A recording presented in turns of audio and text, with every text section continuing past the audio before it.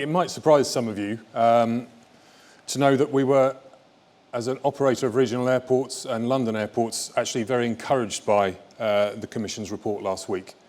Not because we take a particular view on the option for a new runway, but because the Commission has set out a very positive long-term view of demand in the UK and the need for airport capacity to drive economic growth.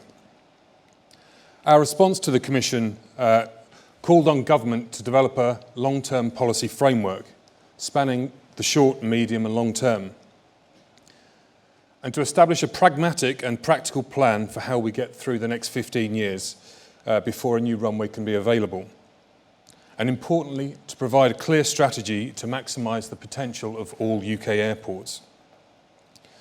Much of the comments since last week has focused on how long the process will take, the challenges ahead, and actually the possibility that the Commission's work might come to nothing. But I don't think we should be unduly pessimistic about these issues. But I don't think there's any place for blind optimism either. Harold Wilson once said that he was an optimist, but he was an optimist who carried a raincoat. And I think we need to take this thinking and look at these issues in a way that leaves nothing to chance.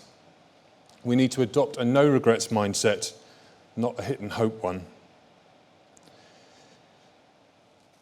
So we're not left saying in 5 or 10 years' time that we'd wish we'd done a whole range of things that would have put us in a better place.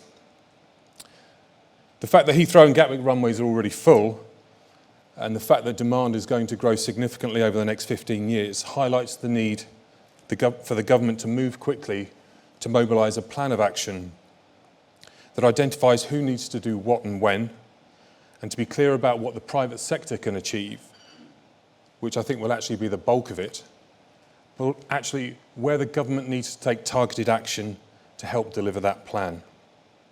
In this respect, MAG airports have a massive amount to offer, and Andrew Harrison will be talking later about his plans for Stansted, but I just wanted to spend a minute or two setting out what we think Manchester is capable of, covering just 4 topics.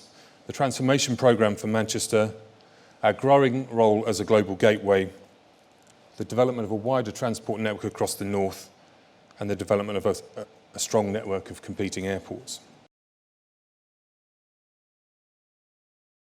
Manchester Airport has never been busier. We handled 22.5 million passengers in the last 12 months. And that comes off the back of 5 years of very strong growth. And we're now looking to support that growth and sustain that over the long term with a major programme of investment. Just over a month ago, we announced a £1 billion programme of investment over the next decade, which will enable the airport to double its throughput to around 45 million passengers. Terminal 2, for those who know Manchester Airport, will become the primary terminal, and it'll improve service levels and help deliver a stronger growth for the northern economy. I said I'd talk a little bit about Manchester's role as the global gateway for the north. We think that is vital to the creation of the Northern Powerhouse. It provides that international connectivity that the economy will need, and it will help bring together a workforce right across the north. The airport has 25 million passengers nearly within 2 hours of the airport, and it already serves 5 million long-haul passengers today. The airport meets the majority of long-haul demand within 100 miles of the airport, and is the only airport outside London with a range of long-haul destinations across the world. Manchester will progressively meet a higher and higher share of that catchment demand and meet more of that global connectivity need. And with 2 runways and an ultimate capacity of 55 million, there's a long way to go.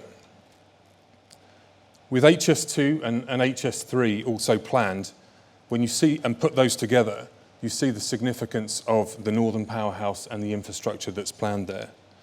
These investments will transform the north and its infrastructure and its economy.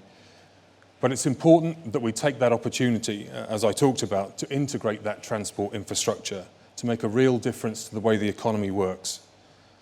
Taking HS3, we know that that would radically transform the accessibility of the airport. It would double the number of people that would be able to get to the airport within 90 minutes.